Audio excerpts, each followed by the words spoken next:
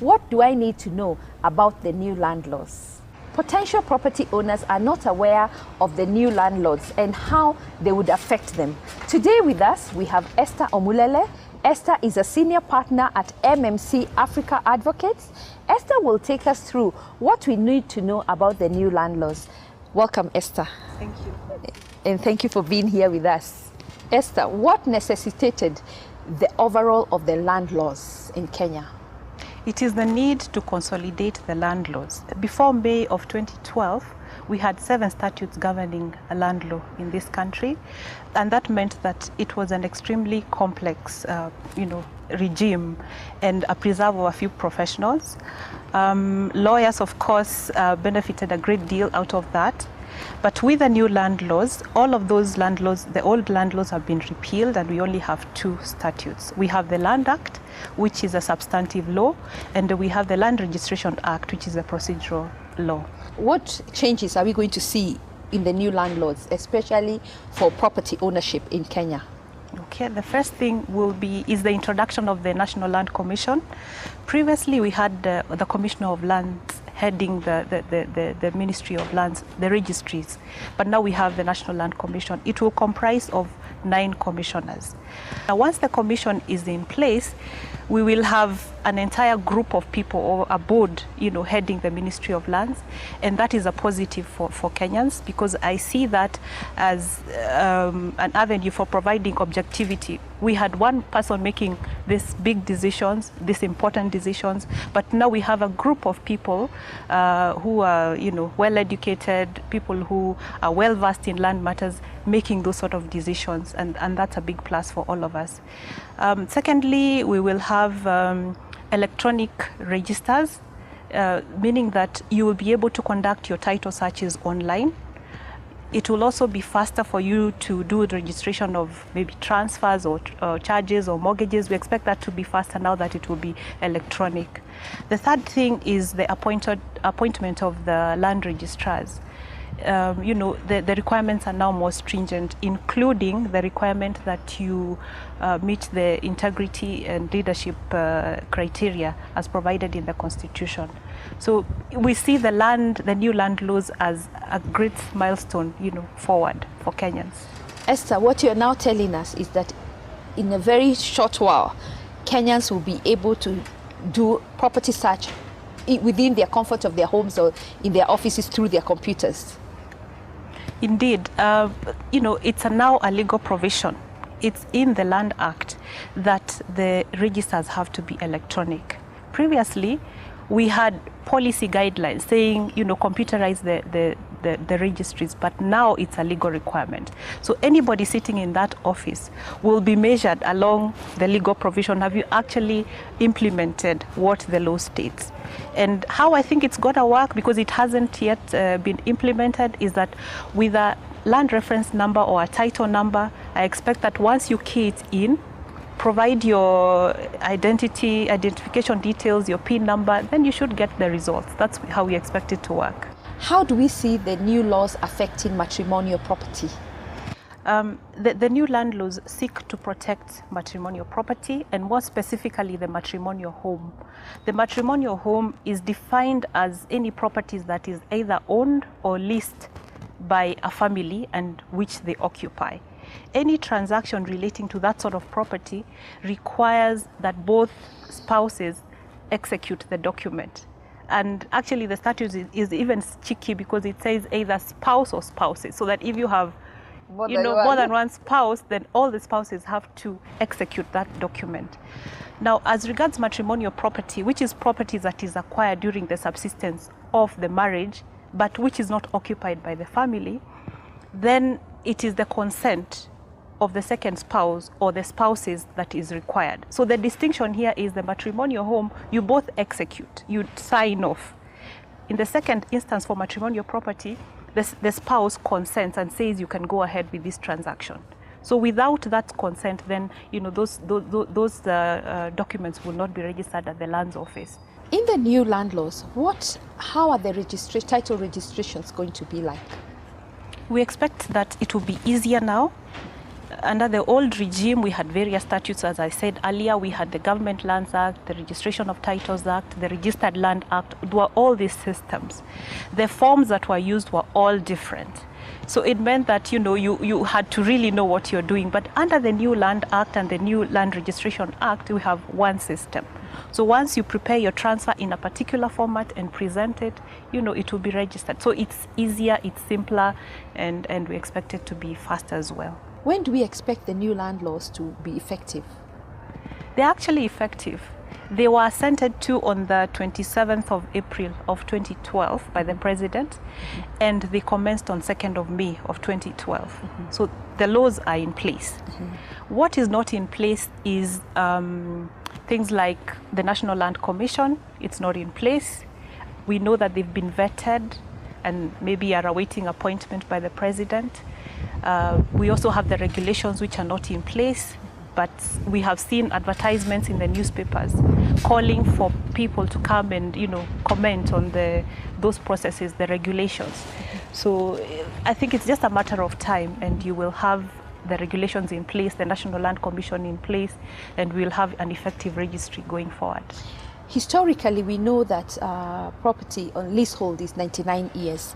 And what we've been told that a lot of the leases are now expiring, and some of them will not be renewed, especially the ones that are owned by foreigners. Can you expound on that? I think that's maybe a little bit of a myth, because what has happened is that following the enactment of the new constitution in 2010, the only restriction as to ownership of property relates to foreign owners or non-Kenyans. There's a restriction that they can only own leasehold interests of a maximum of 99 years. Anybody else can own property for longer periods. If you're a Kenyan, you can even get a freehold interest. Your tenure does not have to be restricted. Whether or not your term of 99 years, once it lapses, can be renewed, yes, it can be renewed. All you need to do is make an application before the expiry of the term for an extension of your lease term.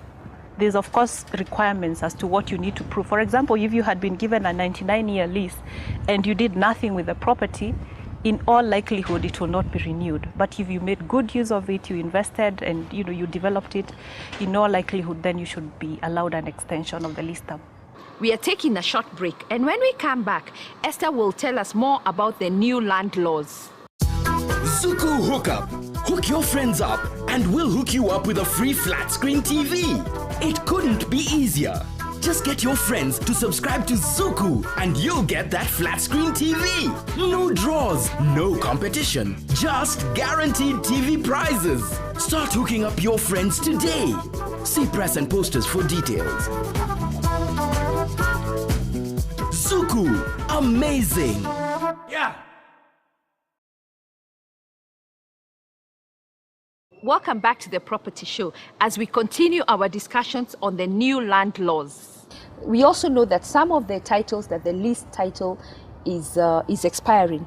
They get a renewal of 50 years instead of in the expected 99 years. Can you expound on that? Yeah.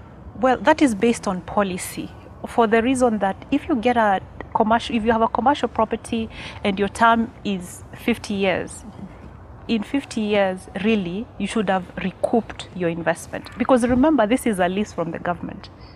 You're buying a lease from the government. You're not buying the freehold interest. So within that 50 years, you've put up a place, a commercial building, maybe you've collected rent or you've sold it out. So have you recouped your investment? That's the thinking behind 50 years. And I think 50 years is actually a long enough period. And also bearing in mind that if you apply for an extension of the lease time, you'll actually get it. Then it's not a bad thing. What would you tell people who are currently holding allotment letters and certificates and would like to get title deeds? What is the process? Let me start by saying that there's a difference between allotments and certificates.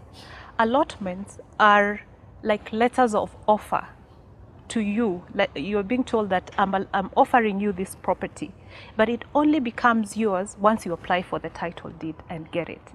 So that if, for example, you have a letter of allotment in respect of plot A, and I have also a letter of allotment in respect of the same plot, If I apply for my title before you do, then I become the property owner. What? So a letter of allotment is actually not a title to a property. It's an offer for you to apply for a title deed. So the faster you do that, the better for you. A certificate, on the other hand, which you mentioned, arises out of a company. A company buys a property and it gets a title deed. But that company comprises of many owners. And so the many owners are given a certificate in respect of the various portions that they hold. So that's the difference.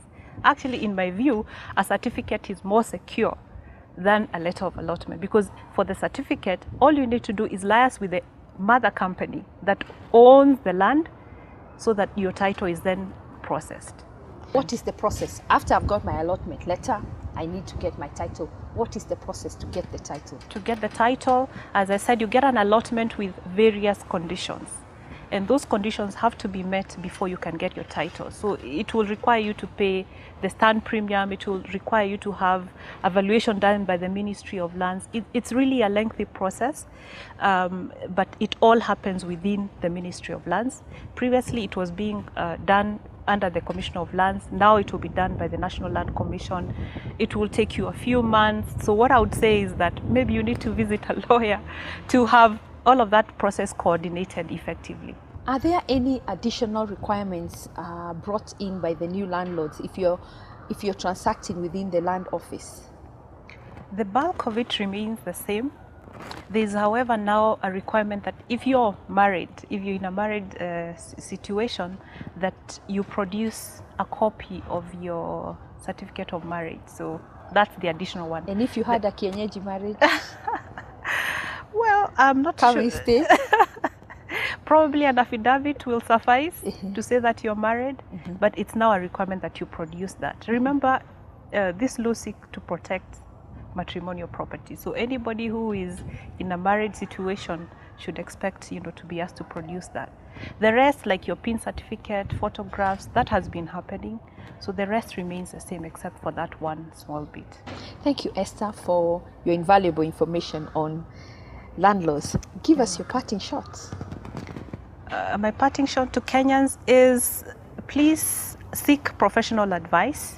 Talk to lawyers as you're buying property. Visit the land registries. You have no excuse now. There will be registries across the counties. If you have been holding a document and you haven't registered, go to your local registry and seek to have it registered.